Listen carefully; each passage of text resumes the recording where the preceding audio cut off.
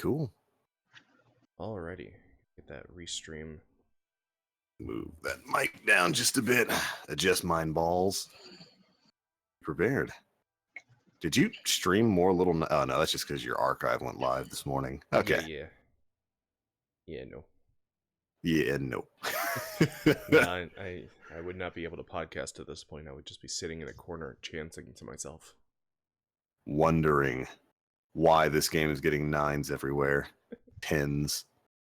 I mean, come on, Breath of the Wild got a 10. This is no Breath of the Wild. It is no Breath of the Wild. It's not deserving. Like I said, maybe a 7.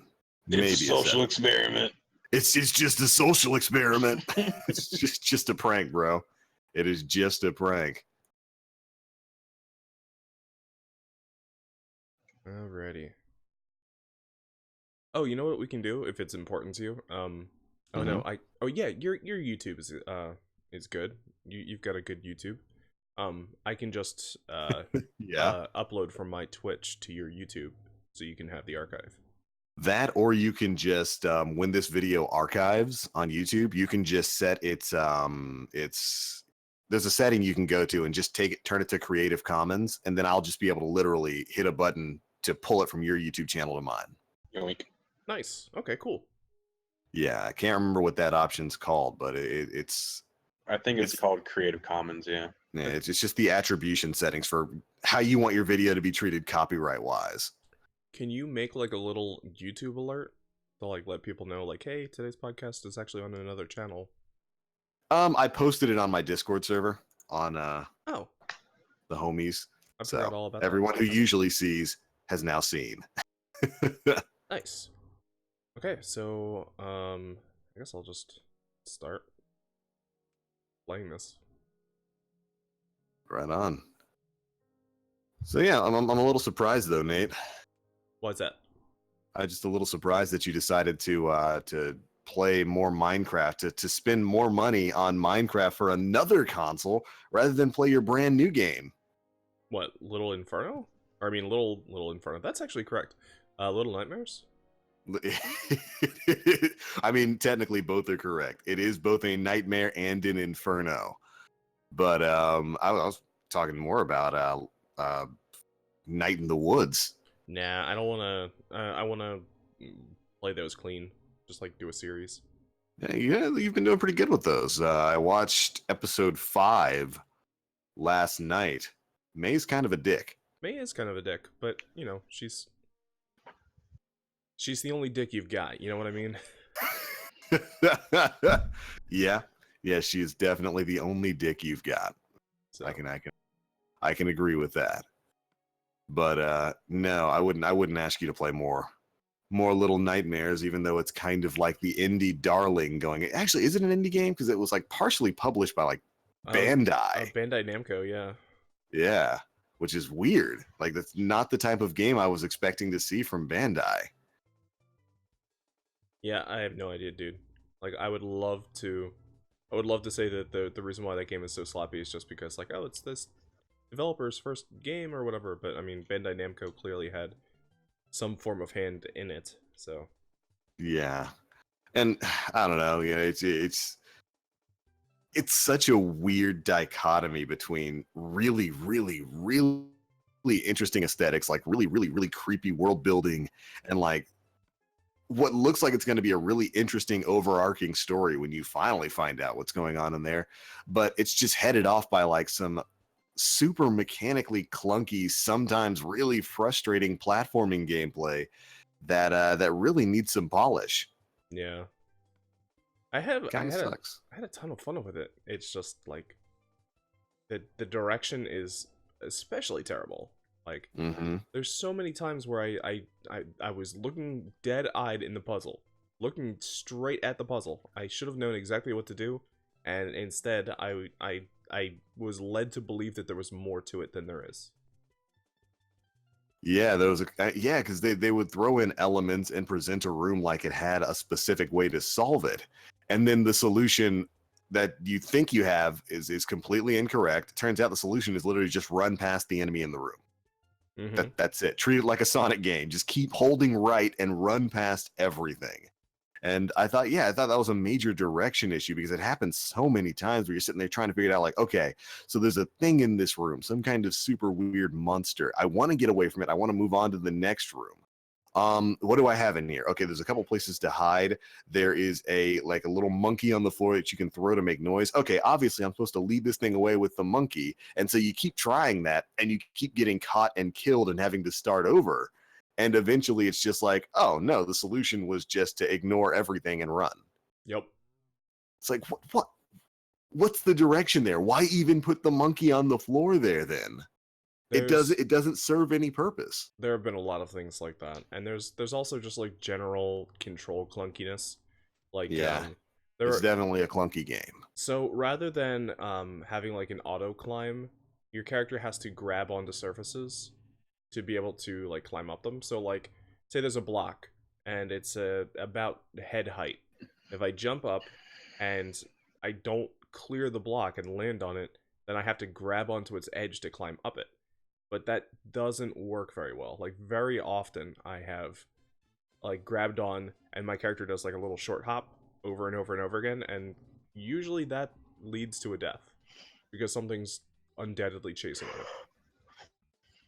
Yeah, and that was one of the biggest problems that I saw when you were playing. So I was watching you stream it last night, and it was frustrating because you obviously see where you're supposed to go next. Like, okay, I'm supposed to climb up this file cabinet piece by piece, but like you're jumping at it, and it'll only allow you to latch onto the ledge and pull yourself up at like a specific angle. When it's like it should have been automatic, and it just makes for an unnecessarily clunky experience that, like I said before, just really creates some really frustrating encounters there, especially when you're running from something and that something catches up to you very quickly.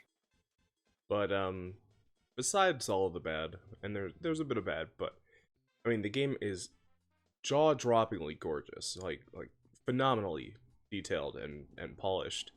The art style is fantastic. The characters in it are mysterious and really, really spooky. Like one of the big enemies that I'm fighting right now, or fleeing from, is he's this like he's a blinded, long-armed, short-legged guy. It's almost like someone took all of his legs and put him in his arms. Yeah. Okay? You okay, John? You sound like you're kind of passing out. No, fine. Okay. And yeah, like his whole deal is like he's blind. He can't actually like see you. He can kind of smell you, I guess. He does like a quick like sniff when he detects you. But yeah, you have to just like kind of maneuver around him. But like we were saying before, the game very often puts like puzzle solving elements in your path, so you feel as though you're supposed to like trick him, but you really can't. You just have to run past him and pray he doesn't get you. Yeah, which is the weirdest thing, because like you said, it puts little puzzle paths in your way, so you think, okay, there might be a way to lure this guy out, and really no, there wasn't. I remember specifically when you were under the floorboards of one room, and he was in like this doll room, which also, this is also going to show that the AI can be quite limited in this game. It's the AI is very, very limited in certain senses. Mm-hmm. But you were underneath the floor, and so you're thinking, okay, obviously, since I can traverse under the floor between these three rooms, it's showing me that I have to get him out of that final room with all the dolls so that I can get in there and make it through the little path that leads into the next area. And then there's multiple little monkeys around that you can pick up and throw to make noise. And this thing, it works by hearing you. It's blind, it can't see you, so it works by hearing your footsteps or hearing the noises that go around. And by the way, there was a great puzzle, I think it might have been earlier than this room, where you're in this like room filled with grandfather clocks, and one of them falls down and breaks. And like every 30 seconds or so, it just starts chiming. And when it's chiming, he can't hear anything. You can see he's actually in pain because of how loud it is. And you're supposed to go through that room slowly, but wait for the chime to start so that you can run across. I thought that was great. I wanted more of that. But and that really should have culminated in this under the floorboard doll room. But no, you kept trying to grab the monkeys and lure him away with that, and every single time he would just run straight to you, ignore the monkey, and grab you. Mm-hmm. And it turned out that the solution was literally just sit underneath the floorboard in the second room, wait for him to walk to that second room, because he's also hard coded via AI to, even if he doesn't hear you, if you head into the doll room, he just immediately goes to the doll room and sits there forever, which I thought was really dumb. Yep. That was bad direction and bad AI design for something, because it completely breaks that immersion.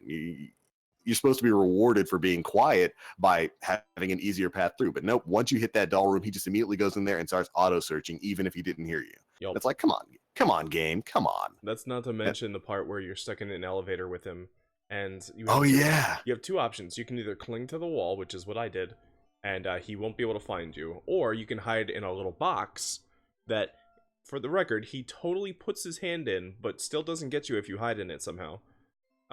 I clung to the wall. That was frustrating. The wall turned out to be a door. The door opened. I fled through the door, and then because that's not how I was supposed to solve the puzzle, I teleported back into the guy's hand, and I died.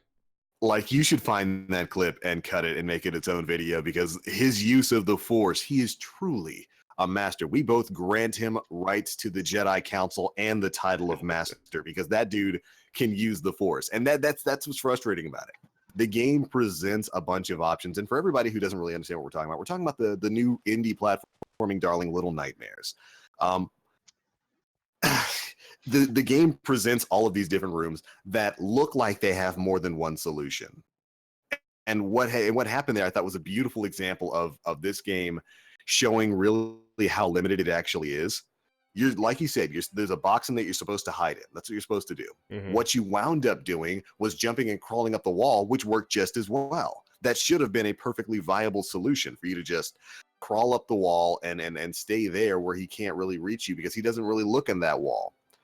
And that should have been a perfectly viable solution, so that when the door opens, you can just drop through and go through. But because it wasn't what the game wanted you to do, because it didn't hit whatever little trigger the game had in its coding, as soon as the door opened, you dropped off the wall. You were super far away from him. You were clearly ahead of Monster Arm Man.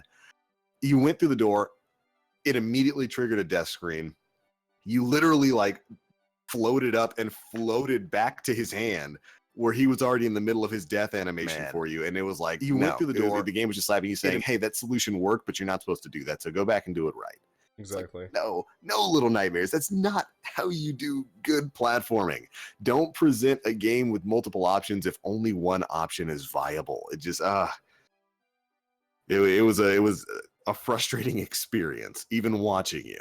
It was, but just so everybody's clear, I did still thoroughly enjoy myself playing that game. The experience is totally worth it. There are sites giving it 9s and 10s. I don't know that I can necessarily go that far, but I definitely recommend you play it if you're interested. Yeah, and like we said, the aesthetic is incredible. The character design is creepy and weird, with the leeches and the weird little gnome things that are running around all over the place, and the people look super freaky. And it's just, it creates a wonderful atmosphere. It's a very atmospheric game, and that it's wonderful in that sense. The sound design is great, and your character's design is great. But it's just it's a clunky game. It's a really clunky platformer that it could use some polish and some direction work, definitely. Yeah. And the fact that those mechanical limitations are being ignored by everywhere was giving this 9s out of, and 8 and 9s out of 10s, and really I would give this game a 7 maybe, because again, its aesthetic is good. When it plays right, it's fun, but it's got a lot of mechanical and direction issues that find. Although this is, I think, the first game out of the studio. I'm sorry. I want to say. Probably. I have no recollection of anything that they've ever done. Yeah. So it's a game with its problems, but don't understand why it's getting 9s and 8s everywhere. Yeah. Not a bad game. It's just a game with issues. But yeah, hey, if you want to find out more about it for yourself, I have an archive up on my channel, which if you're watching the live stream right now, you're already there. Check it out there. And I'm also going to be streaming more of it, possibly tonight or in the near future, depending on when you're listening to this. So there you go. Right on. Well, I think that's a good enough introduction. Welcome, ladies and gentlemen, to the End of the Week podcast, episode 38.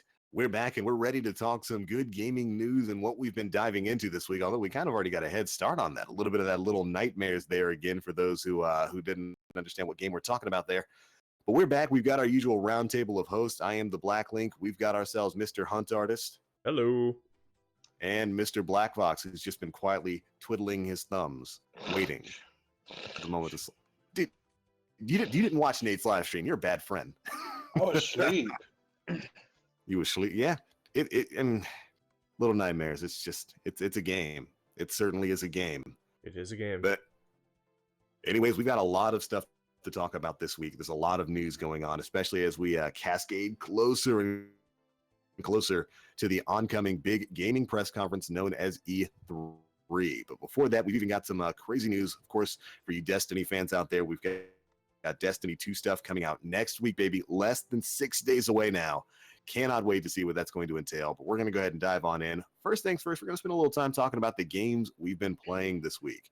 Nate, since basically you have already started with a little bit of that Little Nightmares, what else have you been getting down with? I've been streaming a lot of Night in the Woods, which I am thoroughly enjoying. That is a phenomenal game. It's a like quirky 2D adventure puzzle solver, I guess. Like it kind of like a point and click, but without the point and click, more platforming. And it's about this girl who goes home to her like podunk little like family home, and she gets to see like what everybody was doing while she was gone. She went to college and dropped out, and yeah, it's kind of surreal, and a lot of the characters are really well written. If you want to, again, like if you want to join me, like I am streaming that game still, and I have archives of it up on my YouTube. So yeah, I've been playing that, and I've been playing oh shoot, what else have I been playing? Kingdom Hearts. Still playing the Kingdom Hearts. Really enjoying them. I've been playing all of them consistently. Still haven't beaten Kingdom Hearts 2, that Roxas fight. Maybe I'll stream that. Maybe I'll do that. I'll do a stream of the Roxas fight, and everybody can just watch me get obliterated. You're having trouble with Roxas? Yeah, he's a final mix boss only. So they added him, but unfortunately it's mandatory, and he's just destructively unforgiving. Yeah, very, very hard fight. But yeah, what have you guys been playing? Well, I mean, first things first, I watched a little bit of Night in the Woods, one of your episodes of that, and I had no idea what this game was before I started watching you stream it. And I was trying to figure out what this game is. Is it like a horror game? Is it just like a friendly little platformer? And so I started off like thinking, okay, it's going to be a friendly platformer that gets into like some spoopy stuff a little bit later down the line. But then I started seeing S-bombs dropped everywhere, and I was like, oh, okay, so it's not a kid platformer. It's got some drama to it. And then like started getting into relationship drama and all kinds of stuff like that. And I was like, what is this? What is this narratively focused 2D platformer? That's just about, college age kids doing what college age animal kids do. And I'm really intrigued by it. So I think I might go back and watch the other archives, because I kind of want to find out what's going on in the lives of these teenage and young adult cat people. Yeah, like it feels like a slice right out of that angsty period of everyone's lives, where like, yeah, you're a teenager, you're not quite sure what you want to do in life, everything's weird. Like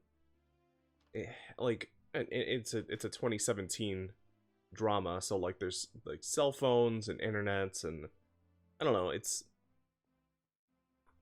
like I can't necessarily relate to the whole like May, the main character.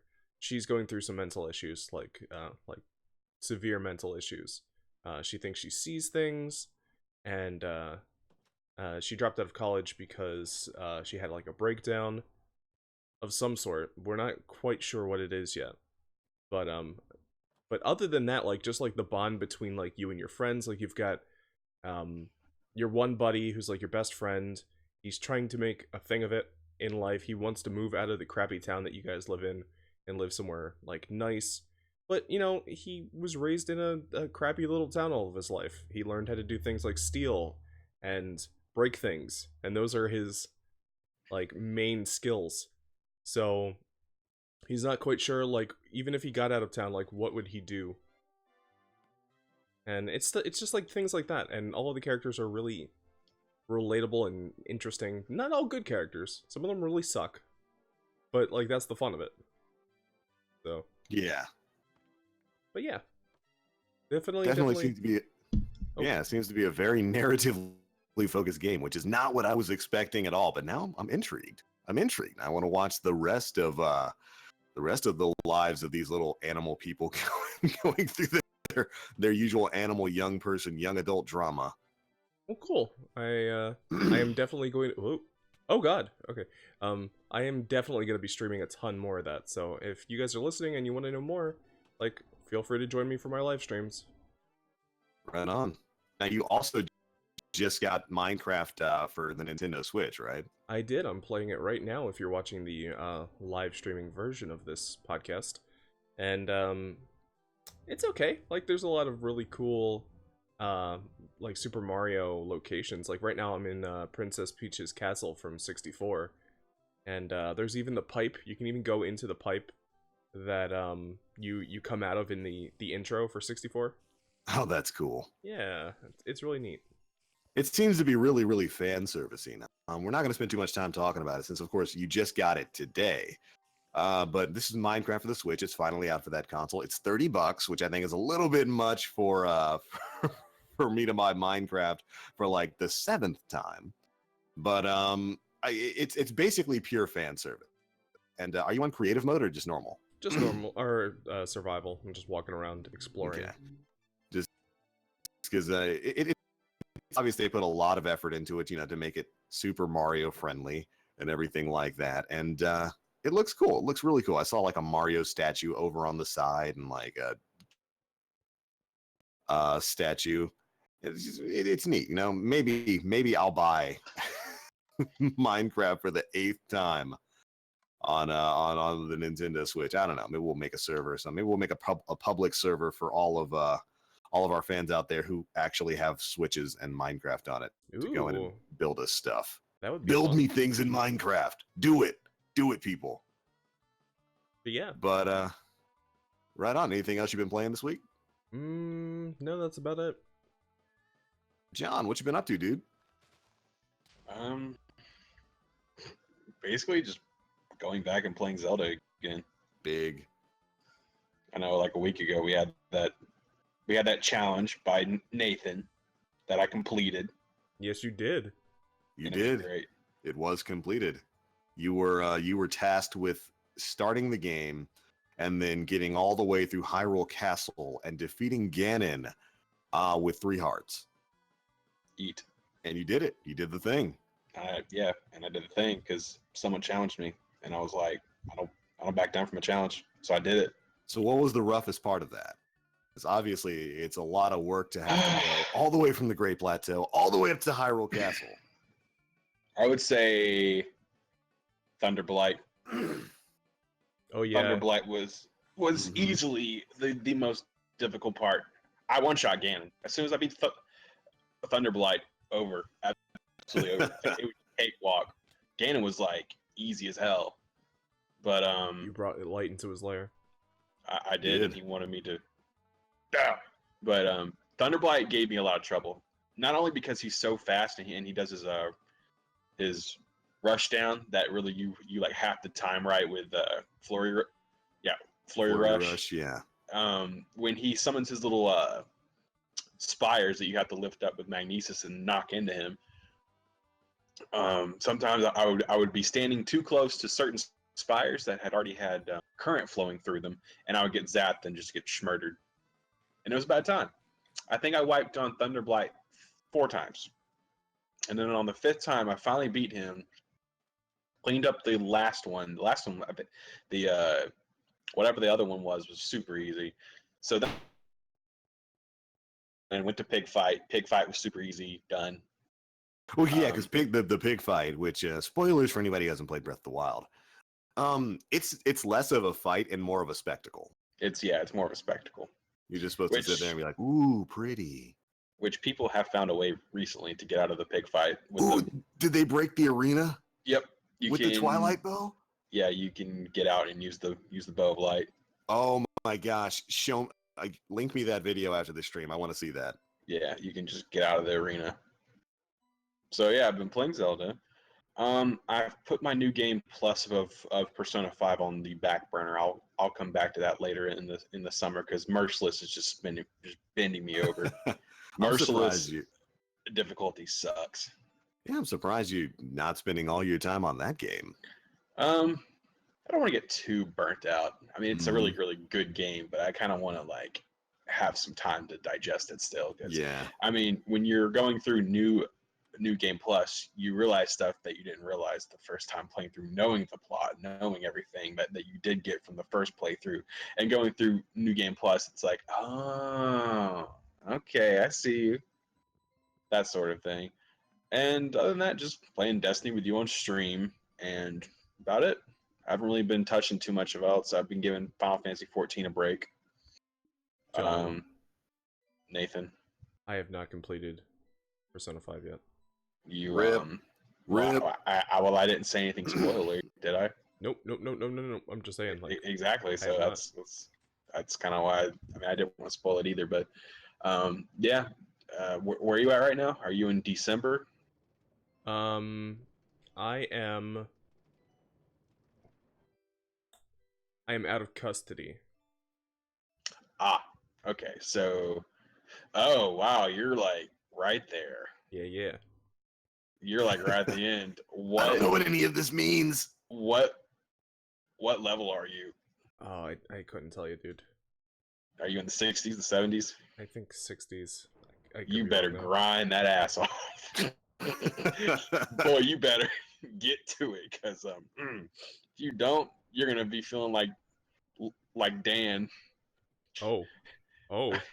You're feeling like Dan. That does not sound one good. thing I will tell you: go pick up the SP Adhesive 3 from the doctor's office. I already have that on my protagonist. Then you're good to go.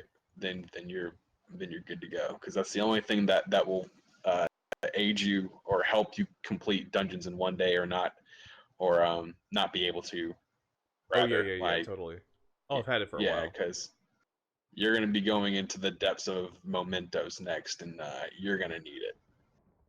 Like, have you been clearing mementos checkpoints? Like, yeah. You know, okay. So yeah, you're gonna be going down it into the deepest part of it. Ooh. Okay. So prepare yourself, because the stuff there does not play around. It will slap you. Like you will be catching hands left and right. But yeah, that's about all I've been playing. What about you, Sean? You been playing anything good? Anything interesting? Okay, so as usual, we've got our Destiny stuff all week, and by the way, super psyched for next week. 5 days away from the Destiny 2 live streaming event. Can't wait to see what's going to be going on there. But in my free time, I've gone back and I've started playing Breath of the Wild again over the past couple of days. I started a new save file, of course, because I have a Switch now, so I've started playing on my Switch, and basically, I decided, I'm going to start a file. I'm going to go through. I'm going to ignore story, and I'm just going to attempt to. Nate, I just saw you murder that Koopa. Yes, I did. And you are a bad person. You deserve the spider that's coming for you right now. Yep. By the way, for anybody who's listening to this podcast, it's going to be a little bit of torture. For the live stream, we're playing some Minecraft for Nintendo Switch, and Nate just pulled a Mario and murdered a Koopa. He did it in cold blood. We all saw him. He's going to jail. But I've been playing a lot of Breath of the Wild. I decided to ignore story. I'm just running around getting all the towers and trying to pick up as many shrines as I can, because I want to be as overpowered as possible when I head to my first actual dungeon. I have already talked to Impa, but I didn't talk to her until I already had the Master Sword. So I rolled up in Impa's palace like, "Yo, what up, girl?" Paya was like, fainting at the sight of me. I had some armor. I had some barbarian armor on. I had the Master Sword. I had some Savage Lionel stuff. I was ready to rock and roll. Wait, so you already did all of the mazes? Yeah. Dude. Listen to this. I did it with 4 hearts because I didn't want to spend any any of the spirit orbs until I had at least 40. So I ran around and did 40 shrines, including all the mazes, on 4 hearts. Oh, dude, you could have gotten your stamina and then traded. Yeah, but nope. It was I did it without extra stamina. Damn, it was dude. horrible. I went through almost the end. I've got 1 tower left to pick up, and I only basically just now cashed in my shrine orb so that I could get the master sword. And I feel big. I feel big and strong. And so I'm going to be doing the story stuff. The reason for why I wanted to do that is because I wanted to do all of the story stuff on stream, including the master sword. I wanted to stream me getting the master sword, but eventually I just got tired of waiting for streaming and just went ahead and grabbed the master sword. And I'll just I'm going around continuing some more shrines, which, by the way, Nate, I want to bridge into this in just a second. Okay. But I wanted to complete some shrines and do all the story stuff on stream and just be as overpowered as possible. And it's a ton of fun. Breath of the Wild is an amazing game. I'm having just as much, if not more, fun going through it a second time. And I have to say, Nate, there is, and John, this is important for you too, there is a clear difference between motion controls on the Wii U and motion controls on the Switch. Right? They work perfect. So if you remember a few weeks ago when we first discussed Breath of the Wild, John, I think you and I, our only complaint about the game was its motion controls. Some of the shrines that revolve around motion controls are just the worst thing in the game. They're easily the worst thing in the game for me. And that was certainly my biggest problem with the Wii U version, because the Wii U version, they're clunky, they are inaccurate, and they are oftentimes more frustrating than anything else. And you have to cheat, basically. You have to cheat. All right, but so with the Switch version, I noticed a few things. One, the accelerometer, the gyro controls, whatever it is far more accurate on the Nintendo Switch than it is on the Wii U. Big time. The shrines that on the Wii U took me like 4 to 5 attempts to complete, not because I didn't know what to do, but because the motion controls were so inaccurate, it took me 1 try on the Switch. Like, doubt it. Specifically, one of the first motion controlled shrines you go to is the one, Nate, where I remember the one I got stuck on stream. Where you have to like maneuver the ball through the maze, and like we ultimately just flipped the maze over and did it that way. Yeah, I was so confused watching you do it, because like I got it on my first try. Like I just, like, the ball fell down and I was like, hey, you know what, I bet I could just like whoop, and I did, and then flipped it, and there you go.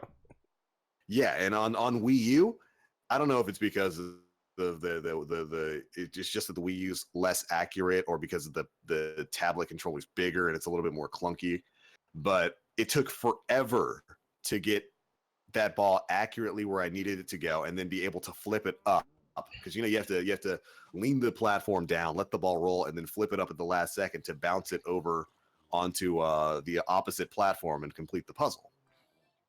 It took me so long on Wii U because it was so inaccurate and it was so frustrating, and it immediately took me out of my joy for the game. On the Switch, it took me 2 tries.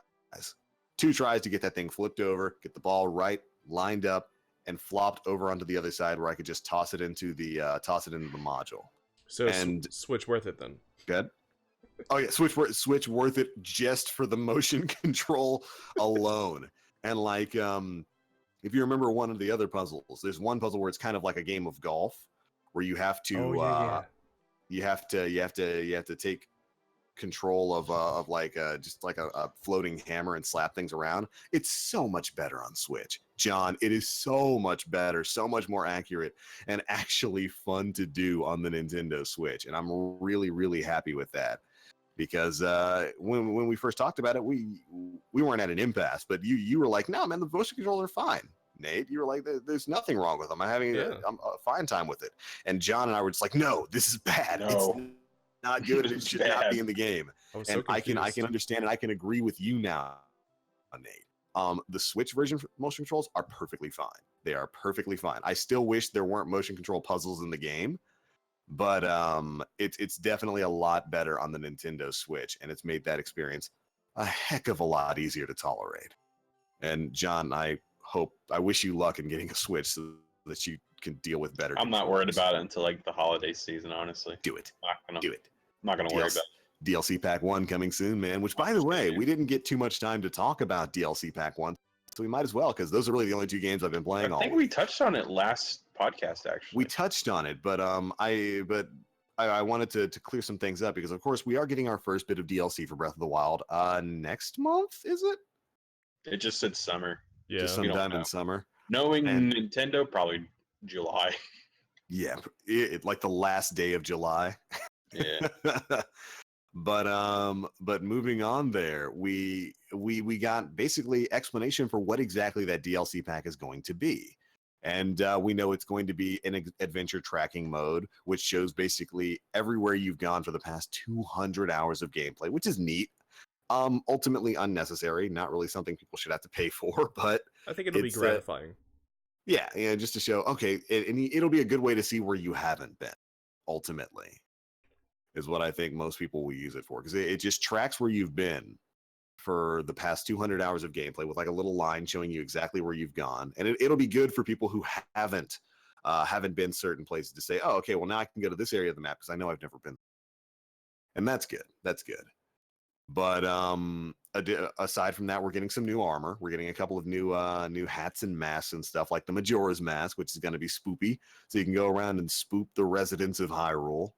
And in the biggest bit of content that we're getting, we are getting a new kind of dungeon challenge horde mode sort of thing. I can't remember what the exact name of it is, but it's kind of like called Trial or something. It was like Trial of where you're basically stripped butt ass naked, and you're given like one sword, and there's like 40 floors. Like, go ahead and clear them. Yeah, and as you clear floors, you get better weapons and armor and stuff like that. Yeah, it's kind of like Eventide Island, which was a fantastic little side quest. I just want more of that. Yeah, that was great. That was the reward for this these 40 floors is like a permanent upgrade to your Master Sword. Hopefully, so it doesn't run out of energy.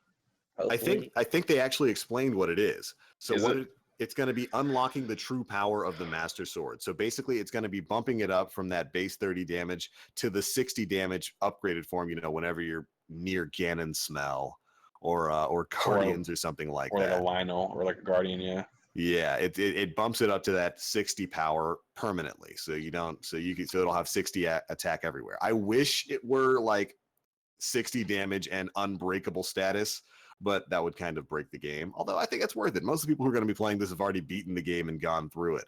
And if you're going through 40 floors of increasingly difficult enemies, which you know they're just going to start throwing Lionels at you at the end of it. Oh yeah, there's probably going to be two to three Lionels on a floor. Mm-hmm. You know that's going to happen. And what I wish they would do is, I'm okay with it breaking in its base form, but when it's in its like powered up form, like the really glowy one, make it unbreakable, please. Make it unbreakable. And who knows? We because know that like ruined part of the Ganon fight for me. Sorry to cut you off, but like my Master Sword broke or it ran out of energy during the Ganon fight on my first clear. Ooh.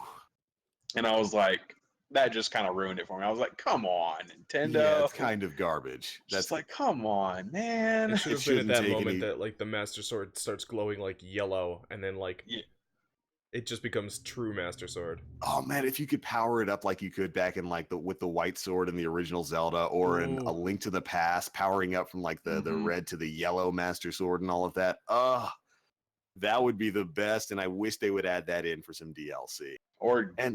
Actually, never mind. I was powering. What is it? I was like powering up your like Triforce or something, because the thing about this game is that the Triforce took a huge backseat. It's barely mentioned at all. Barely mentioned at all. Does Link even have the Triforce of Courage at the end? Yeah, we're not even sure. Actually, we don't know because we don't see his hand at all, really. So, which I didn't have too much of a problem with, by the way. Yeah, but Master Sword. Good shot, fine, Nate. I guess. Thank you. Yeah, nice shot. Nate just screwed a horseback Pokeblin. Oh, we got two of them. Ooh, good big job, Nate. Dubbies, big slaps. But I wish what they would do is when the sword is powered up and it's like glowy form, when you're near Ganon or like a powerful enemy, I forget when it like actually like powers up. I think it's near like some Lionel, Ganon, and like a few other and Guardians or something like that. Yeah, whenever you're around the Bane or whatever it is. Yeah. So when it's in that like state, I wish it was just unbreakable. Yeah, it just wouldn't Yeah. break at all because that just was a piss off.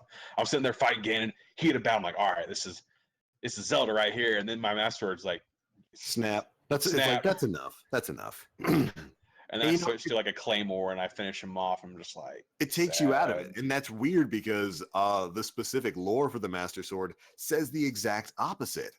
Like when you get it, it says, hey, this sword is meant to be used against Ganon and his blight, but don't rely on it too much outside of those scenarios because if you use it when it's not necessary, it'll break. It's like, okay, well, in the fight with Ganon, the Master Sword should be necessary. That's the blade of evil's bane. Why does it take damage and why can it break during that fight? Yeah. Or why can you kill Ganon without it? Rip speedruns. Yeah. with it, well, stick. Just use a stick and speedruns. Just like gather up all of the Royal Guard set, run to Ganon, bop him, and you're fine. There you go. Or if you get one Savage Lionel Club, you can beat the game. Yep. Run, Link, run. I saw that, Nate. Nate got slapped. He made a mistake. But so the reward for this 40 floor dungeon is going to be Master Sword in its fully powered up state, which is cool. I hope it's also unbreakable. Although we've got no mention of that. But we'll just have to see. We'll have to see. But other than that, I don't really know if we're getting anything else with that DLC pack. We already mentioned the new armor, the new masks, the tracking feature, and the new dungeon, which I think is pretty much it. And I'm fine with that being the first DLC pack. Yeah, me too. No, the new dungeon, like the new dungeon, is coming in Holiday. I just meant the cave thing. Oh yeah. The big dungeon itself with story and stuff is actually coming later this year, probably in November. Which is cool. Can't wait for that. Although November is going to be a very busy. Do you know how many things are coming out in November? So many games. We've got Super Mario Odyssey. I think it's supposed to be in November. Is that December? I think it's just Holiday for right now. Oh no. If that's coming out in November too, rip us. There's going to be no time to just play everything we've got. Yep. It's going to be nuts. But that's a good problem to have. We'll be learning more about that when we get to the E3 stuff that's going to be coming up in about a month or so. But all right, I think that's pretty much it for the games we've been playing this week. What do you say we move on to the news topics? Hell yeah. Eat. Right on. So the big news topic for this week is, of course, that Nintendo has announced their full E3 schedule. They've given us their E3 plans for this year. Their show is going to be starting off on Tuesday, I think it is, June 13th, where they're going to have their usual showcase. It's basically going to be a expanded Nintendo Direct that is going to focus entirely on Nintendo Switch games. Now, this was good news for me because I was really worried about, well, not really worried, but I'm really interested in seeing what Switch games are going to be coming. And I initially thought that it was just going to be a mixture of, okay, some Nintendo Switch titles, maybe a couple of brand new 3DS games, because surprisingly, they're still supporting that platform. But no, they came out and said that the press conference is going to be entirely focused on Nintendo Switch games. What do you guys think of that? I'm fine with it. I mean, the 3DS is what, 6 years old now? It's pretty old, yeah. Yeah, I mean, it's getting up there in like years. I mean, you can see the fact that they at least announced the 2DS or the new 2DS, that they're starting to get away from 3D. Mm-hmm. And I would pretty much expect the new handheld to be announced next year, probably. Probably, yeah, the successor to it. Although, do you really think they're going to want to put a handheld in there to go up against the Switch? Because the Switch is making bank right now. It's right. selling like crazy, and it could certainly be Nintendo's new handheld focus. It certainly could, but I think that the handheld market is still going to be there, and for the people that want to keep the Switch as like a home console, I think they will want to look for a handheld, something that's going to get games a lot more frequent than the Switch, because let's be honest, handheld market gets a lot more games than like home console market. Handheld market is much bigger, I would argue, especially over in Japan. I would expect more people over there to bring a small 3DS than a giant Switch onto a train. I think that's just a huge market, and they don't want to like get out of it. I mean, they're ruling the handheld market. Granted, the Switch is a hybrid console, but I feel like getting away from the focus of handheld right now would be a huge error. I mean, looking at success of 3DS, I don't think there would be a reason to get out of it. I think it's more so a matter of, did Nintendo already begin development of something, and if so, is it still like do in they development. think it's viable? Yeah. Yeah. Like, there's no doubt in my mind that they had a backup plan to the Switch, just in case it flopped. Oh, absolutely. Yeah. So. And it's going to be interesting because, of course, the Switch is a success. It is a very good console. It is selling very well. They just need to start stocking. Come on, Nintendo. No excuse. Although they did say they moved to bring in some emergency shipments via air, which is a bit more expensive than just shipping them via sea. I think it's interesting. If they are going to announce a new console, I think it, not a console, but a new handheld. I think it probably won't be this year. I think you're right, John. I think it'll be probably sometime next year. Yeah. And it'll be very interesting to see how they do that. I mean, it's still getting games. I mean, yeah. I mean, we've got new Fire Emblem in less than a week. I mean, it's still getting top-notch games like every single like few months. I mean, you're getting Fire Emblem. I'm pretty sure there's going to be like what's that game? Ever Oasis, the same guy who did the Mana series. Yeah, that's coming out soon too.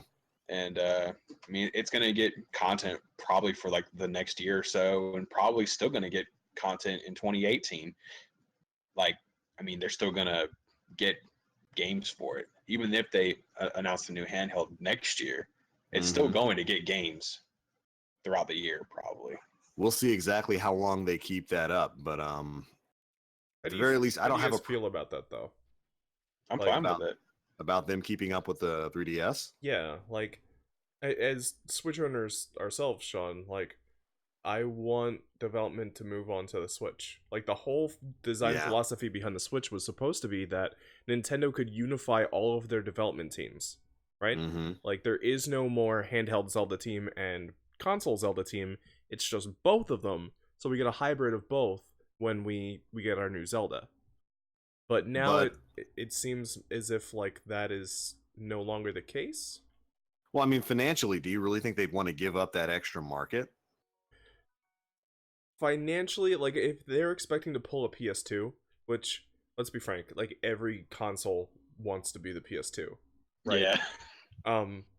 If they're really banking on that, I can see them continuing development, but Switch is doing well. Like it is. The contrast here is like with the PS2 to the PS3, PS3 tanked in the beginning. Like was not financially viable at all. But the PS2 still was. That's not the case here. The Switch is selling like hotcakes, and it has one of the hottest new games ever on it. Like, there's no reason why they can't just, all right, well, 3DS is over. Focus on the Switch, yeah. If they're going to do it, they need to do it quick. Yeah. They need to make the transition, make it transparent as well, make it known that, hey, 3DS development is ending at the end of this year or ending at the middle of next year, right before quarter two ends, and then go from there. It needs to be quick and swift, and the consumers need to be at least made aware of it. That hey, we're going to end 3DS, and this is going to be our new handheld console as well as our home console and be a hybrid. I mean, and you know what? Maybe that's what the focus of E3 this year is going to be. I mean, after all, like I said, the actual direct showing, their floor show. Well, it's not really a floor show, but their big show on Tuesday, June 13th, is going to be focused on Switch games. Just Switch games for that show. We're going to see 3DS games during the Treehouse live stream after that, but for their big show, it's going to be just Switch games. So maybe that's when they make that message like, hey, 3DS. Well, they'll never say the 3DS is on its way out. They'll just stop developing for it. Yeah. But they'll say, hey, the Switch is where you want to go now for both your home console and your mobile experience. And I would be perfectly fine with that, honestly. Yeah, it's just that I have a hard time believing that, at least in Japan and very heavy commuter countries that basically commute to work and commute to school like every single day, like via train or via public transportations, them lugging around a Nintendo Switch. I know it's not that big, but it feels like but I feel like it's not small enough to fit in your pocket. Okay, yeah, so you know me. Totally. I was gonna. Is it? Yeah, I'm gonna join up with Nate on this one. It absolutely is small enough to fit in your pocket. Okay. If you're wearing like jeans or something, you may want to take off the Joy-Cons and put it in your pocket, and then put those in like a separate pocket. But you know me, John. I wear fleece That cargo shorts. That thing snuggles perfectly into my pocket and like is perfectly hidden. Okay, good. I mean, So it is small. It is small. It is small enough that that you can carry it around with you. It absolutely is a mobile console. Okay. Granted, I have like never held one. I mean, I just know like the general size of it. It's not terribly big and it's not terribly small. It's just kind of like a good middle ground. But if they make the transition known and transparent that hey, we're gonna put all of our Switch games, we're gonna put all of our devs onto this platform and we're gonna dev for it. I think it would help out a lot of devs, primarily like assets. Can you imagine like how much easier it would be for certain devs? Be like, okay, we can just dev for the Switch architecture day in and like day out. Like certain devs that have dev for like both consoles. I mean, what comes to mind maybe is like, I don't know, Intelligent, maybe bringing over.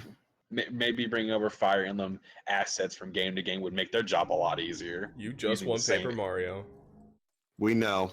we know what you want. Well, sit there and try to front like, oh, Fire Emblem, maybe. We know what you want. Yeah, I know what I want to. Bring it back, please. Just and Color Splash. And the Switch it's certainly a console that's it's primed for that, man. It is primed to just take over as Nintendo's one-stop shop for everything. And you know, I hope maybe that's one of the reasons why they stopped the NES Classic, because that was a dumb move. But I hope the reason why is because, okay, they want to focus all of that stuff, virtual console, handheld experience, console experience, all on the Nintendo Switch. And like I said, we'll have to see at their E3 show. TechnoGeek 1998 actually brought up a really good point, and this could be a time for us to see something like this. What do you guys think of the Nintendo Switch VR that is highly talked there about? There were a lot of rumors last year that Nintendo had trademarked some VR things, and they were testing a proprietary helmet that you just put your Switch onto, because they've already got the screen for it. You know, they would just need a headset feature. So, for those of you who don't know, a lot of people are speculating that the Switch is going to work kind of like it. Go ahead. I just thought, boys, and I kind of hope this doesn't happen. And Virtual Boy Switch. No, Sean, what game in the first party Nintendo library would kind of make sense on VR? Metroid Prime VR. Yes. Bring it to me. Oh God, bring it to me. It makes me cringe because I just like, no, please, no. It's gonna happen. That game. Oh, I mean, but why not though? Why not? They've already got, because VR is still a niche market. At least I feel it is an underdeveloped market. It needs to be fleshed out more before you go putting your whole stock of one of the most beloved franchise and be like, here, make something of this. But if it's going to be anyone that can do it right, it's going to be retro. Yeah, and I mean, and this is how you is how you flesh out the VR market. You put games on it. And I mean, when it comes to this sort of thing, I think Nintendo's in the best position to take advantage of VR because they've already mastered motion control, which VR takes almost exclusive use of. The Joy-Cons are perfectly suited to that sort of thing. It is perfectly suited to it. And, you know, I could see it working with Nintendo. If any company would really get it right on the first try, I think it would be Nintendo. Yeah, I mean, and like, if the going back to what I was saying before, if the rumor of like the Switch fitting into the headset itself is true, that could be like the first wireless headset. It could be, yeah. Like full wireless. Wait, but how much hours of charge would you be able to get off of it? About 3. Probably. Yeah, with Breath of the Wild, you get about 2.5, 3 hours. Yeah. But what if the VR takes like extra juice? Well, then like an hour and a half. Like, I don't know if you've messed around with VR much at all, but you don't really. You don't do it for long periods of time. No. Yeah. Yeah, I have a Gear VR helmet that I use sometimes to watch movies on my phone. stuff like that. And it's really cool. It's really immersive, and like it's crazy to put that thing on and suddenly you're in a gigantic movie theater by yourself or on the moon and watching a movie. But you don't do it for more than like an hour or so. Yeah, no, it hurts too much. Yeah, it gets to you after a little bit. But yeah, certainly I could see VR becoming a viable platform with the Nintendo Switch. The screen itself, I'd go over and grab it, but it would make a lot of noise. But the screen itself isn't too big. It could probably fit in on a helmet. And it would work the exact same way that, say, the Gear VR does with your phone. I could definitely see that working. Me too. It'd be neat. And who knows? Maybe we'll see. We do know that the expo is going to feature hands-on Super Mario Odyssey on the show floor. I imagine that's going to be a big part of the June 13th press conference and the Treehouse live streams after that. Super excited for it. Cannot wait to see. Oh, I get a little bit giddy just thinking about it. I absolutely can't wait to see what Super Mario Odyssey is going to play like. I think it's going to be amazing. Yeah. Like, it just looks like it, right? Like, Mm-hmm. Super Mario 3D World, great game, but looking at it, you're just like, oh, well, it's a rehash of a pre-existing game, whatever. Basically. Yeah. Like, it even looks better, but still, like, eh. Like, this game just looks like... I don't think the Mushroom Kingdom has looked more vibrant than this game. Like, the Mushroom World, Kingdom, man. It looks fleshed out. City. New Donk City. Let's go. New Donk City. But can I interrupt you for just a sec? Go for it. Why are you wasting time arrow fishing? Just throw a bomb in there. Oh, dude, you know what? You're 100% right. I am very sorry. Just throw a bomb in. I'm so sorry. Forgive me, everybody. It makes fishing so much easier. But go ahead. What were you going to say, John? Nothing. I was just going to reiterate that the world of the Mushroom Kingdom in this game is just like breathtaking. I look at it, I'm just like, please, man. I need that Mushroom Kingdom, man. It looks good. It looks super good, and I can't wait to see exactly how it's going to play and get to feel some of that for myself later this year. It's probably going to be an amazing experience. Or you just go to Vegas and you play it firsthand. You're like, W. Wait, Vegas? What do you mean? Or not Vegas, Cali might be. Oh, okay. Yeah, let me fly out to E3 and I'll just get my hands on it. Yeah. I mean, right. I got an invite. You guys didn't? Yeah. Actually, no. E3 is available to the public this year. Yeah, it is. It's like the first or second year. How much do you think it would take? Like, how long is E3? Like 4 days? About 4 days. Roughly. Yep. How much do you think it would take? Like, get a plane ticket to E3 and 4 days in a motel.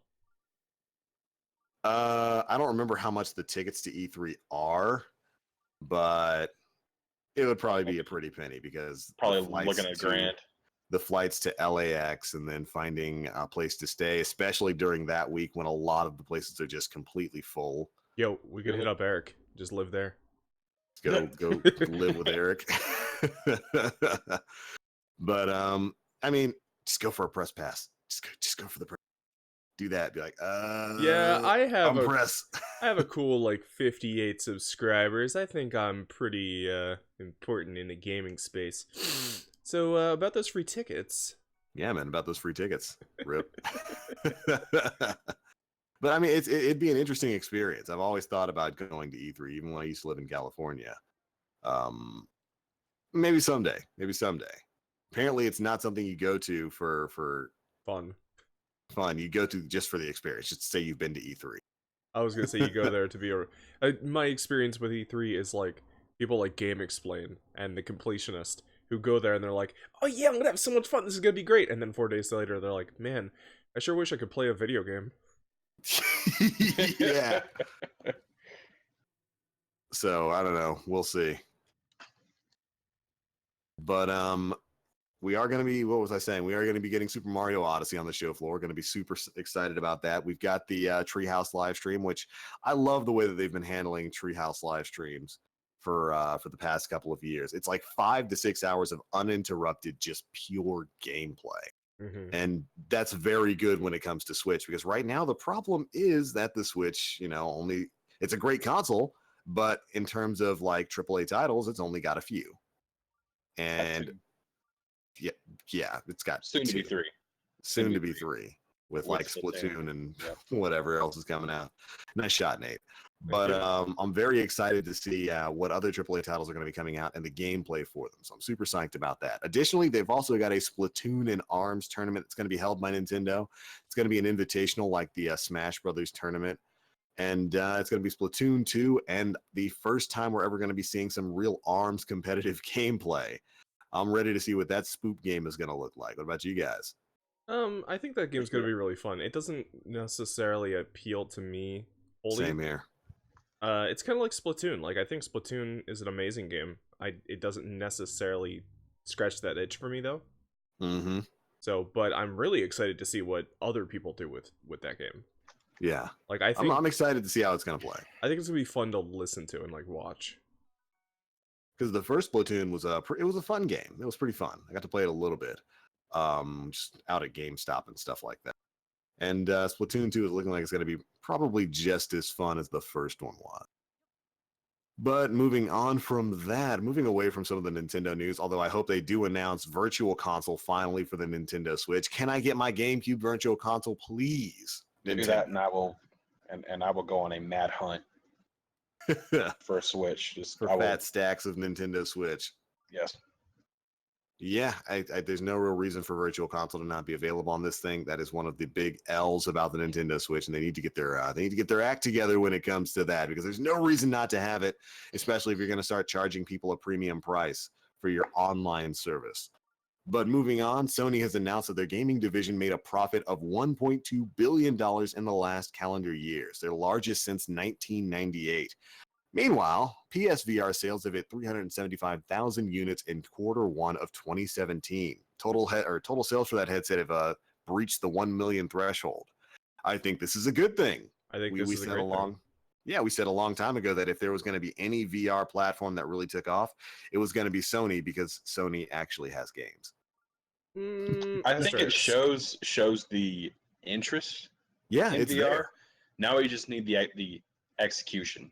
Mm-hmm. We need companies to really put their whole hand in, rather than just be like, okay, put like a half-ass title on there, see if we can make some money off of it. Like, it's VR. Go ahead, I was just gonna say, it's pretty crazy that Resident Evil 7 is the closest thing we've got to a full VR game, and that's an add-on. Basically, right? And it's the most fully functional VR game out there right now. But yeah, I'm sorry, go ahead. No, I was just going to say that it feels like companies are just like throwing fish out and saying like, okay, go ahead and just put it out there, see if we can sell something. Companies really aren't developing for VR with everything that they have. And some companies dev the game first and use VR as like, a second, add-on. And granted, that's how you should approach your game, is VR is going to be an add-on, but put a lot of effort into it, because VR is something that can really like pave the way down the road. Like 10 years from now, I'm pretty sure VR is going to be a main staple in gaming. Absolutely. If a game does not have VR, people will be like, people will just kind of be. It'll be the 60 FPS of their day. Yeah, it'll be like, it's not VR. What a bunch of plebs. So yeah, I kind of see VR becoming a very hipstery thing. Really, you do? The Tumblr scene, like, if I'm not experiencing a game, then I'm not really playing it, am I? Ugh. It's certainly a possibility, and one I'm looking forward to. VR has a lot of potential behind it, and I want to see what they're going to do with it. Like, I want to see what they're capable of, because right now the best VR game is basically Resident Evil 7, and it's a great game. Resident Evil 7 is a fantastic game, and they need to learn to kind of take advantage of that. Who knows? I guess we'll see. But I'm glad to see that Sony's PSVR is selling. It's selling pretty darn well, and maybe that means they'll put a little bit more faith behind it. Who knows? I guess we'll see. Moving on, Square Enix has parted ways with IO Interactive, the Hitman people, and reports it hit record high sales last year. Square Enix saw a jump of 20% in net sales and a 20.3% increase in operating income, which is good, although it didn't have a lot to do with Hitman. No, and that's why they're gone. If we're being perfectly honest, it did not have a lot to do with Hitman. To do with Final Fantasy 15 and Tomb Raider. Final Fantasy 15, Tomb Raider, and Final Fantasy 14. Yeah, Final Fantasy 14 never gets mentioned in like it doesn't, and it saved Square Enix. Yep. That nobody gives it the props that it deserves. Final Fantasy 14 saved Square Enix. That's why they're able to produce games. That's why they were able to finish Versus 13, which eventually became 15. Nobody gives that game the credit that it deserves because they were in a very, very, very bad spot. Nobody gives Yoshi P the credit he deserves. Yeah. 4 or 5 years ago, man. They were By in the a way, rough spot. Yoshi P just got the, I think it was the community letter for this year. Every single year, I don't know if you guys knew this, but the community bands together and makes like a leather booklet, like showing good ideas from the community. The community, yeah. And they give it to Yoshi P, and he just sifts like through it. Apparently, the response from Yoshi P is like, "This is good. This is good." You know, Japanese developer response. So what do you That's like? it. Yeah, this is good. And you know, he really deserves a lot of credit. He and his team for their rebranding of Final Fantasy 14 as A Realm Reborn and saving Square Enix because that game came back big. It got big sales. It's made them an absolute ton of money. Might one say that this is a Final Fantasy? Yeah, it was like the story of the original Final Fantasy, where it came out. It was supposed to be that company's. It was supposed to be SquareSoft's last game, and wound up selling so well that they were able to continue on. Final Fantasy 14 kind of did the same thing, which I see Radiant Duke in the chat saying he would play Final Fantasy 14, but he doesn't want to get sucked in. Look, just give it up and play Final Fantasy 14. You can do it on PS4, bro. We play it. Play with us, Duke. Join our guild. And it's such a good game. You know, it is the only MMO, I think, that has really come out and been able to stand up alongside something like World of Warcraft. I would say that it is probably the closest that any game has been to like competing with WoW. WoW is still blowing it out by leaps and bounds, but not by that much. They've closed the gap quite a bit. Whereas like WoW has about 7 million players. Final Fantasy 14's at like 5 to 6. This pleases me. They have closed that gap. There are a lot of people playing 14, and they should be because Final Fantasy 14 is a fantastic MMO, and the new DLC for it's coming out in just a little over a month from now. It's coming out June 20th. It is Stormblood, and I cannot wait. Wait. Square pretty much plans to make even bigger profit margin because Stormblood's going to sell like hotcakes. It is. It's along with their new level 60 potions that are going to be on the microtransaction market. I'm going to buy all of them, and people will buy them. I hope that they're at least kind of expensive, like $10. Oh, they're gonna be more expensive than $10. It's gonna be like the price of a sub. I'll take $10. No, be $10. I'll take that. I'll take that too. You just want to level up like 5 classes. I'll spend $50, level up a bunch of classes that I really don't feel like grinding out, and be happy. I know how to play the game. I've been through the game. I know what I'm doing. I should. You were a 1.0, Sean. So I feel like you've earned it. Everyone gets one free one though, so that's good. Which is nice. Yeah. Yeah. Ooh. So, what DPS class am I going to waste that on? So that I don't have to level. Here, not monk. I'll give you a suggestion. Not monk. Thanks, something man. Crafting. Level it on. Do it on a crafting. There you go. Do it on a crafting class, Nathan. I didn't even think of that. Yeah, do it on like a crafting. You can't stand crafting. Because guys, I love crafting, but I hate leveling crafting. I will tell you this, Nate. Do it on Weaver. Save yourself. Okay. Save yourself. It only took me a day to get Weaver up to like 55. Sean, that's because you had Gil. Weaver? I didn't waste a lot of Gil on that. I had plenty of materials to just burn through those levs. No, Sean. Weaver was easy. Dude, Weaver if I can, not easy. I will spend $100 on potions to skip that grind. I am such a whale for that. Let's go. Mm-hmm. And you know, I think that's fun. Some people have problems with that. I think it's fine for you to skip the long grind to just get to end game if you want to pay money for it. I think you should have that option. I do too. Plus, but it's only going to 60, and the cap's being raised to 70. To 70. Yeah, like nobody's gonna be playing the old content. I mean, like if there's a potion for it, there's especially nobody going to be playing the content. Like old Yeah, content nobody's will gonna be want to dead. really. Nobody's gonna want to really pay that. Nate, you know you don't have to drop the apple to feed your horse, right? Yeah, but they Just like look. Well, I'm doing it right now. Like they're just finicky. Sometimes they won't take it. But that's true. I like to drop it. But so yeah, Final Fantasy 14, fantastic game. Some I guess big financial news for Square Enix. I'm glad they're making money. Goodbye, Hitman. Maybe you shouldn't have been episodic. Rip. Episodic, charging $15 for each chapter. And I hope that's going to be a lesson to Square that don't go episodic for Final Fantasy. If they do that, they will hold the biggest L.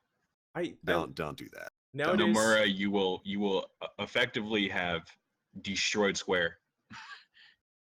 I'm just saying.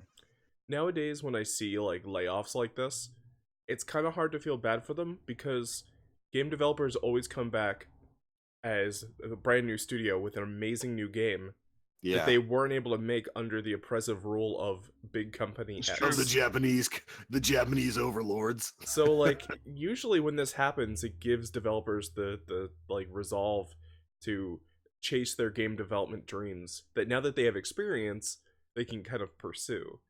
So Hitman devs, go for it. Just go do your thing. Do your thing. I wish you the best of luck. Go get some big fat stacks of money from Ubisoft. They tend to let their developers do whatever. Oh, for sure. They'll probably go partner with Ubisoft and like I'm pretty sure that they're just going to be absorbed into the Assassin's Creed house. Oh, yeah, probably. Agent 47 was an assassin. Yeah. He just didn't know it. He just didn't know it. Oh, rip. Because it turns out that he was a Mongolian prince, and now he has to fight between two different factions and raise all the towers. Let's just not do that. Let's not dial it back, pull it back now. But moving on, AMD's got a little bit of a thing going on this Tuesday. They're going to have another press showing just like they did a month or two, actually about 2 months ago, for their new AMD Ryzen architecture, which, by the way, is a fantastic CPU architecture. I recently swapped over about a month ago from an Intel build.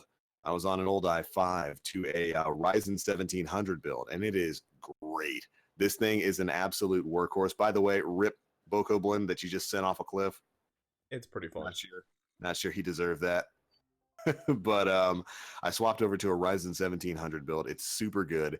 And this week they're having another press showing for their new GPU architecture, their new graphics cards for the RX Vega graphics cards, as well as their brand new Navi high-end GPUs.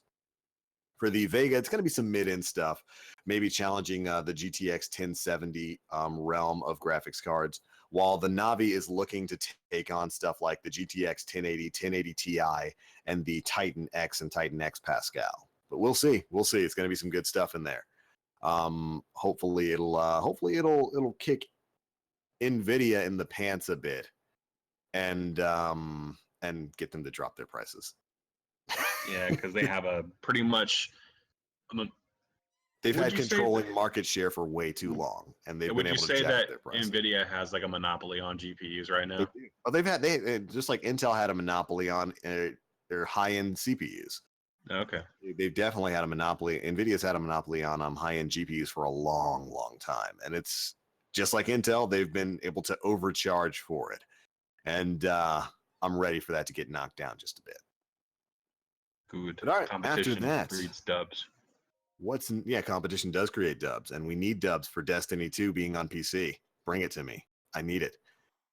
Let's see. Next up, GameStop creates a new Nintendo Switch bundle. It's got the console, Breath of the Wild, Mario Kart 8 Deluxe, Shovel Knight Treasure Trove, and Has Been Heroes for a price tag of $484.99. Launches on Friday, May 19th, but good luck getting one, as John put in the notes there. Yep. Yeah, I mean that's a great bundle. Those are fantastic games. Breath of the Wild, Mario Kart 8 Deluxe, Shovel Knight. Treasure Trove is basically all of the Shovel Knight games. It's the base game for the original Shovel Knight and all the DLCs and standalones that have come out since. So you've got Plague of Shadows, Spectre of Torment, which are both fantastic in and of themselves. And Has Been Heroes is, I hear, a pretty darn good little indie title. All for $484.99. That's actually less than what I paid for my Switch, because I paid like $524 because I got like a pro controller and a game and some other things. So yeah, that's not bad. That is not bad at all. Good deal. And we say good luck getting one. The $500 Switch bundles are usually the ones that that aren't immediately sold out because nobody wants to spend $500. And I mean, like, let's be honest, the rabid fans who weren't able to get one probably have one by now. Yeah. So your competition is going to be a little less fierce. And Nintendo, has recently said that they are increasing their production. I don't know why they weren't increasing their production a long time ago. I guess they just wanted to see how well this thing would actually sell before they actually put money in it. But they promised to ship out more via air. So hopefully people can get a Switch now. It sucks that this console is so great and it's out right now, but nobody can get it. Nobody can get their hands on it, and that really sucks. Well, I mean, the console is still selling like crazy, so it's not that nobody can get their hands on it. But that's true. It's more so that there's a lot of competition for it. Yeah, and there's a lot of interest for the console, and the supply has thus far been nowhere near good enough to meet the demand. I agree. All right, after that, BioWare has announced, sadly, that it will put Mass Effect on hold indefinitely in the near future. I'm happy the company about states this. That you're not happy, or you are? I am happy about this. Interesting. Same. The company states that they are looking to focus on their new IP, and sources state that it's delayed due to Andromeda's development and will launch in 2019. And that has been in development since 2012. So you say you're happy about this. Can you explain? I just feel like there needs to be a break. Like, the Mass Effect series, I mean, let's be fair. In terms of story, like, there's been, like, 2 great Mass Effects, and Andromeda is kind of, like, teetering on the edge of okay. To be fair, I have never played this game. I've just read a bunch of reviews. So I feel like if they took a break and then came back to it fresh, they'd probably be able to make a much better product. Here's my thing with it. This is undoubtedly because of Andromeda's underperformance.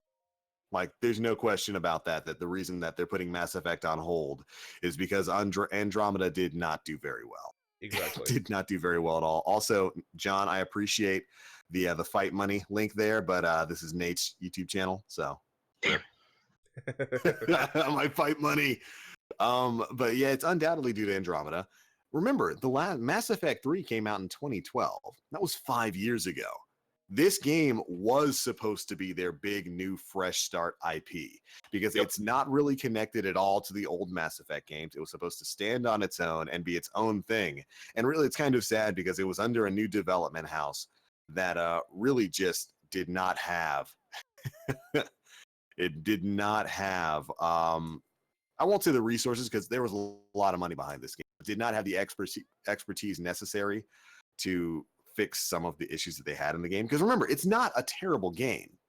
It's mostly an all right game, like a pretty good game, just with some real issues in the animation department and a few other things. Like, it's almost like they didn't do any super in-depth beta testing for some of the stuff that was going on in there. It feels like it was rushed out to the door. It was rushed. It was absolutely rushed out of the door. And it's kind of sad that because of the way its initial launch was, because they have gone back and retroactively fixed a lot of the issues that the game had, and it's a much better game now than it was on day one launch. It's kind of sad that by putting Mass Effect on hold now, they're basically saying, okay, I can't remember what studio devved Andromeda, but they're basically saying, okay, to timeout you go. Rip. Yeah, basically. That I'm not happy about, but like at the same time, I really feel like, much like Assassin's Creed, like, and maybe Far Cry, there's just too much clutter. They need to just like take a break and come back to it when they're feeling really motivated and passionate. Because I guess that's what we'll have to see. That's what brought about Mass Effect in the first place. Yeah, I'm pretty sure BioWare has been the dev. I mean, I think EA is the publisher, right? It is BioWare, but it's BioWare. I think Montreal. Yeah, one of their smaller dev houses. Yeah, their new title, from what their executives were saying, is not an RPG focused game. It's an action adventure type game. From what the executives were saying, they're wanting to take a step into other genres. And granted, this game has been in development since 2012, since the end of Mass Effect 3. But Yeah. because fans wanted a follow-up after Mass Effect 3 ending was so, let's say, questionable, let's say maybe burger would be a good descriptive term. They had to come back and do this for the fans. So they did this, and I feel like now it's more so because they had to take time out to develop Andromeda, more so than Andromeda not doing well. I feel like Andromeda was their last Mass Effect for a while, regardless, and they really want to get to this new IP as fast as they can. I mean, it's been in development for 5 years. If you've had something that long in development, you want to finish it. You want to get back to it. And saying that Mass Effect is going to be on hold doesn't mean they're going to like take away some of the patches and updates for it. I'm pretty sure the game's still going to get patches and updates because, well, it still needs some. But I feel like their focus is shifting, which is good because this game has been, again, in development for 5 years. You want to get that content out to people, and you want to take a step into other genres. So it's good for BioWare to make that choice and make that that I guess leap into a new market, which is what some devs need to do. Take a step away and go into something that you're not familiar with, and hopefully their new IP does well. I haven't played like Mass Effect. I haven't played the new one, and the last one I played was 3. Partly because, well, I was getting kind of tired of it, and for BioWare to come out and say, "Hey, we're making something new," I'm interested, honestly, because I, again, kind of got tired of Mass Effect, and I wanted to see something brand new from them. I can agree with most of that. I think I don't believe that this was meant to be a one-off thing. I think it's fairly obvious if you see some of the story elements in there and the advertising and certainly the ending. It was meant to start off a new trilogy. I think there's no question it was meant to start off its own thing. And that's just kind of been nipped in the bud. But the rest of that I can agree with. I'm not mad about BioWare moving on to new IPs and working on other franchises. Yo, give me another KOTOR game, not an MMO, but an actual Knights of the Old Republic or Star Wars RPG. Sean, please, we all know what franchise we want BioWare to bring back. Sonic Chronicles: The Dark Brotherhood. Duh. Ugh. That game died with the DS. No. That game died before it was birthed. We don't speak of that. We don't speak of that thing. But you know what we do speak of? Unfounded rumors that we really, really wish were true. And for our final bit of news this week, there are rumors swirling, as they have been swirling for the past 3 years, that Metroid Prime 4 is in development for the Nintendo Switch. This has been a long time coming. There's been tons of hints over the past few years. And these rumors are recently swirling once again as Deus Ex composer Alexander Brandon announced that he's working with Retro Studios on an upcoming project. Retro has been in a development cycle since basically 2013 and stated that the game will feature a brand new engine. And of course, they've been posting like weird little things on their Retro Studios Twitter account. Like John linked us of scrambled words like patience and prime rib at barbecues and whatnot. A lot of prime rib, fam. It's good. It's good. It's succulent. Falls off the bone. So you guys better know that the game they're working on is Mario Teaches Typing 3. No, it's actually Donkey Kong Tropical Breeze 3. Skipping 2 and going straight to 3. The thing about Retro is that they've been working on this title since late 2013. 2012, actually. No, Tropical Freeze launched in 2014. Yeah, and they announced back in 2012 that they had another project in the pipeline. Oh, so they have been working on that. Maybe actual development started late 2013. Yeah, they were announcing stuff aside from Donkey Kong like way back in 2012. But for them to or for the Deus Ex composer to come out and say, "Hey, I'm working with Retro," raises a lot of red flags. Boys, we're getting it. Deus Ex music doesn't go with Donkey Kong. Hell no. It goes with crazy Alex Jones conspiracy theory stuff, and that's not David Metroid Wise. Prime. That ain't David Wise. Okay, so yeah, just just to cover all of our bases, if they were developing something other than Metroid, like the 100 to 1 odd chance that they're developing another IP, what would you hope it is? Well, if it's a new IP, then we would have no idea. But if it's another IP, like another already established IP, for Retro Studios, oh gosh, Because I mean, like with this pedigree, I it don't could be know. something like F-Zero, maybe. I feel like F-Zero would be left to Sega, like Yeah, they that's did with fair. GX. What about that old game that they showed off at, like, was it E3 2000 or 2002, 2001? It was called like something Raven, but they had to scrap it because they had to shift their focus onto Metroid Prime, I think. There was like some scrapped IP that they were working on way back in the day. Can't remember Raven what. Blade. Yeah, that's it. That's it. Yeah. They could be developing that again, or it could Maybe just, or maybe it's just it was Metroid Prime an it 4. was an RPG, wasn't it? Yeah, it was an RPG. It's like an old GameCube RPG. I Mm-hmm. mean, it could certainly be that. I would like to see their new stuff. I see Duke in the chat saying, "Please F-Zero, man." I would love it if we got a new F-Zero, but I would prefer if it was like a hybrid F-Zero where the racing sections were done by Sega, just like they were with GX, and then like the other half of the game was a third-person action style, like spectacle beat 'em up, like Bayonetta, done by Oh, Platinum. shut your mouth, dude. Done by Platinum. You can't. That's what F-Zero needs to be. You can't. Oh my god! And then there's sequences where like they're in the race, and then there's a straightaway, and the only thing that's left to do is pull the cars up next to each other and get And out on fight. top and fight on top of the Like, cars. that's the boss battle between Samurai Goro and Captain Falcon. They're racing through a canyon, and they get crossed up in like a narrow ledge, and they get out and they're fighting each other, and it's yes. Damn. That is what I have wanted for a long time. Just Sega to make the racing sections of the game so it still has like, your Grand Prix, your multiplayer races and stuff. And then like a third-person platinum debbed Bayonetta Devil May Cry style beat 'em up action spectacle fighter, because that would be the greatest thing ever.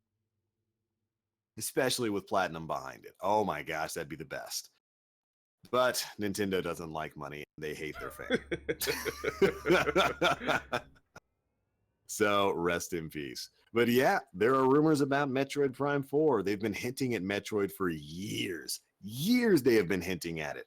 They gave us a real cock block in 2012 when they said, yeah, we're working on something everybody wants us to do. And everybody was like, Metroid? Retro Studios Metroid?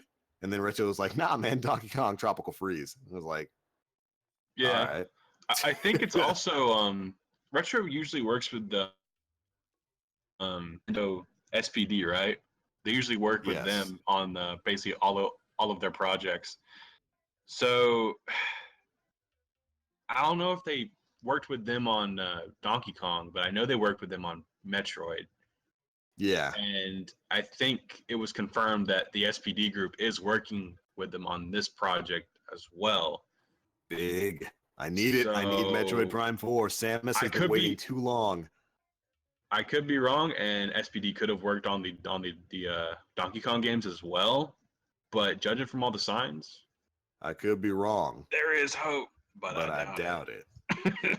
Look, they have been ignoring Samus and Metroid for too long. They didn't say happy birthday to her. They didn't acknowledge the 20th anniversary for her.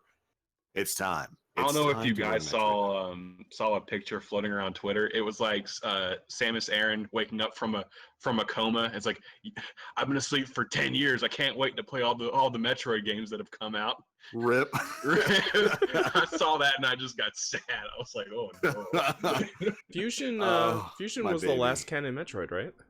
Yeah. Yeah, that's the final canon Metroid. I'm so glad that Other M was confirmed non-canon. Who confirmed that? I'm pretty sure Nintendo did, didn't they? No. Where did you see that? In my dreams. The baby. Okay, the baby. Somebody in the chat, do this homework for us. I'm begging you. Find out if Metroid Other M is legitimately canon. You'll find so many fans just saying, no, it's not. I bet you anything you'll find a ton of protests never happened. and signed petitions, but perhaps not. Legit. Yeah, Nintendo's never really given a crap about canon. I think Zelda is the only one, and they were pretty much strong-armed into caring. And even then, their canon doesn't make their canon does not make sense. But either way, I am very excited about the prospect of a new Metroid Prime game or a Metroid anything at this point. I would love another 2D, Metroidvania game. I think that would be fantastic. Please. But we'll just have to see. We'll have to see. I've got high hopes, though. High hopes. We'll undoubtedly learn if they've got anything in the pipeline at E3 this year. Nah, man, you totally want Federation Force 2, don't you? Federation Force wasn't even a bad game. They just did a bad job marketing that game. Yeah. Their marketing was a mistake. And you know what? That's an L that they have to accept and hold because they messed up. Nintendo messed up on that game. But all right, that's pretty much it for the news stories. Was there anything else you guys wanted to cover this week? No, I was actually going to suggest that we abandon the rest of the podcast and just talk about Metroid. I mean, Metroid's good. We need another Metroidvania game because, Konami's burger and they have abandoned Castlevania. Yeah, he's off making his own game. By the way, I hope we get to see some of that this year. Oh, for sure. Yeah. What is it called? It's Blood something, I think. Bloodstained. Yeah. I haven't checked out their YouTube channel in a while, but they used to give like weekly or monthly updates on the development of the game. Last I checked, everything was going well, so I believe. They sent a build to the Super Best Friends. I watched them play think it's slated for next year, actually. Okay, as long as it's happening, because Castlevania seems to have abandoned classic Metroidvania style Castlevanias, and I'm sad about that because those games are always so good.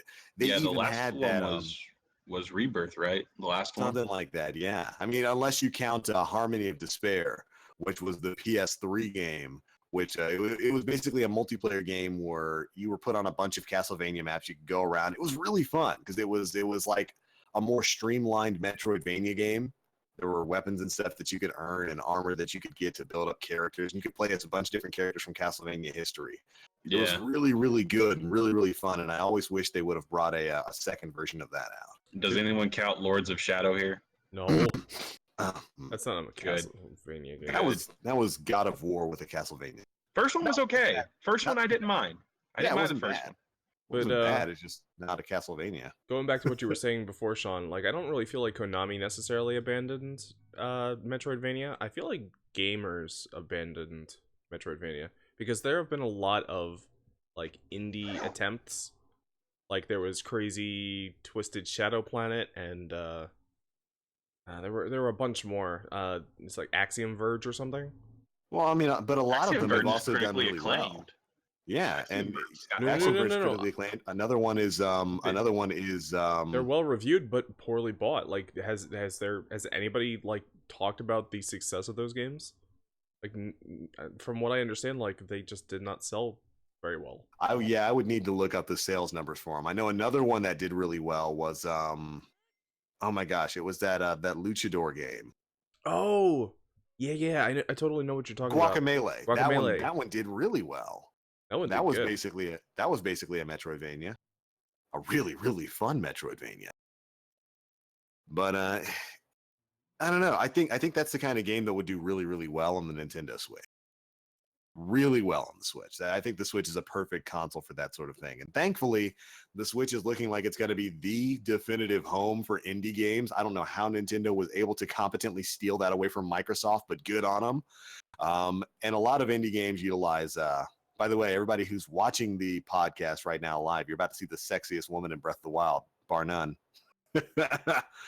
But a lot of indie games like to utilize, to model themselves after Metroidvania. So hopefully we get a lot of those on the Switch because I could see it as being a great console for it. Yeah. But all right, I think that's pretty much a good stopping place for this week's episode of the podcast. What about you guys? You got anything else you want to talk about? No, I think we got everything covered. My disappointment. Good. And I'm just a broken man who just wants Metroid Prime. I'm just a broken man, Sean. Send help. You are. Samus hurt me deep, fam. She did when she left. Ain't no sunshine when she's gone. And she's been gone for like a decade. Rip. Feels bad, man. It does. But, I mean, I really hope those rumors are true because Metroid Prime would be, I'll just go ahead and lay out the pipe dream. I really hope that these two rumors are true. And they've both been things that have been rumored for like the last 5 years. One, I hope Metroid Prime 4 is an actual thing. I really hope it's going to be real. Two, I really hope the Nintendo VR thing is real because that could be perfect for the Nintendo Switch as long as they make a headset that doesn't, scratch up your screen or overheat or anything like that. And I would love to see the two like coincide. I would love to see a VR Metroid Prime game. Boys, what if the $90 price tag for the dock means it has like a sturdy holder on like the VR? You're like, where's the dock? Hook the dock up to it. There you go. I'm wearing the dock on my dome. Oh yeah, I completely forgot. There's talks that Nintendo's going to be releasing a standalone dock in Europe, and there's a rumor that it's going to be fairly cheap. Yeah, better than the $90 you have to spend for this freaking thing right now. There's still no excuse for that. There is no excuse for this. I have looked inside this thing. There is no excuse for the Nintendo Switch dock to sell for $90. There's none. It's a hunk of plastic with an HDMI out. It's a hunk of plastic with like 3 USB ports and an HDMI out. Actually, is it even 3 or is it 2? It's 2. 2 USB ports and an HDMI out. That is $25 at the moment. $25. But what do you mean? Hopefully, I don't know. Hopefully they figure that out and lower that price a bit because it's absolutely unknown. But all right, I think that's a good stopping place for now. Thanks so much, ladies and gentlemen, for watching or listening to the EOTW podcast, episode 38. Before we wrap it up and get on out of here, we will let you guys know where you can find us across the internet and what we've got going on this week. Since his is always the most hilarious. John, where you at, man? Where can people find you? I haven't had time to think about it. Go to Nate. No, see, you guys, that's actually his Twitter handle. I haven't had time to think about it, so go to Nate at. You can find him on Twitter at I haven't had time to think about it. Go to Nate. Sure, we'll go with that. Only the dankest memes, and you'll be around this week for discussions about the Destiny 2 stuff, right? No, I'm just gonna be MIA for the entire week. Okay, cool. This makes less work for me then. Neat. True. I'll take that. You right. You right. Yeah, you right. Yeah, I'll be around. But right on. So we can have a little bit of a discussion video about what we learned for Destiny 2, because I'm assuming we're going to get a decent live stream. Nate, rip to your boomerang. Yeah, rip to your boomerang. You'll never get it back. You weren't worthy of it. You don't deserve that boomerang. Although I think it's in the water there. I already found it. Oh yeah, rip. But additionally, yeah, we've got discussion videos for Destiny 2 coming up this week. That should be fun. A lot of stuff to cover. Can't wait to see the gameplay. Oh my god, I can't wait to see it. It's going to be big stuff. Let me see it. Let me see it. But all right, Nate, where can they find you? What have you got coming up? You can find me right here on this YouTube channel if you're watching our live stream. You can also find me right here on this Twitch page if you're watching our live stream. And you can also find me right here on the internet if you're on the internet. And you can also find me at Nate_Donahue on Twitter if you would like updates on my future streams. His name is Hunt Artist. What are you going to be playing this week, man? More of Little Nightmares and a lot more of... oh my god, the name is completely escaping me. I hate this. Night in the Woods? Night in the Woods, thank you. God. I got you, fam. Thank you. You should do a review video for Little Nightmares because it's hot right now. I've been putting thought into it, like maybe just like doing a review stream for Night in the Woods and Little Nightmare when I'm done. I say do it, man. I'd do it. You have the technology. Do it. Also, that fish came to you and then like hit the wall. That was, that was strange. Not sure what's going on there. But all right, as for me, you guys know you can find me pretty much everywhere on the internet at The Black Link, Twitch, Twitter, and YouTube, all at The Black Link. This week, no YouTube streams, as you guys know, for the usual shenanigans, but we will be having some Twitch streams going up. I'm going to be doing my next Breath of the Wild stream, if not today, and today being Saturday, May 13th, 2017, then maybe on Sunday, the day after May 14th. Going to be starting up some story stuff finally, because like I said, I've got the Master Sword. I am super overpowered, and I am ready to body bag all of those dungeons. Hey Sean, so that should be a lot of fun. Yep. Do you want to hijack my channel for a bit until you get your channel back? I mean, I can still stream to Twitch. It's just my YouTube. I can't stream on there until the end of this coming week. Well, you are more than welcome to borrow my channel if you need to. Well, right on. Thank you for the offer, man. I might have to hit you up on that. Cool. But additionally, we've got a lot of stuff coming up for Planet Destiny this week. This is going to be a very big week for the Planet Destiny channel. We've got a lot of news to cover with Destiny 2 and stuff like that. We've got our usual streams Tuesday, Wednesday, and Thursday. Going to be doing some featured raids, some nightfalls, and whatever else we can think of. Although we might not have a stream on Wednesday, because Wednesday there is going to be maintenance for Destiny. It's probably going to be down, so we might just substitute that with like a Zelda stream or something like that. But anyways, you guys can find me everywhere at the Black Link. We've got a ton of great stuff coming out. I hope you guys enjoy it. But all right, that's pretty much going to be it for today's live stream. Thanks so much for watching once again. This has been the EOTW podcast, episode 38, where every day is the end of the week. Got a lot of stuff to look forward to. The month of May is already half done. It's already half done. And we're almost there. We're almost at E3. Cannot wait for that. I'm so psyched for it. But we're out for now. We'll catch you guys next time. Thanks so much for watching, and we love your faces. See ya. Deuces. All right. That is, you can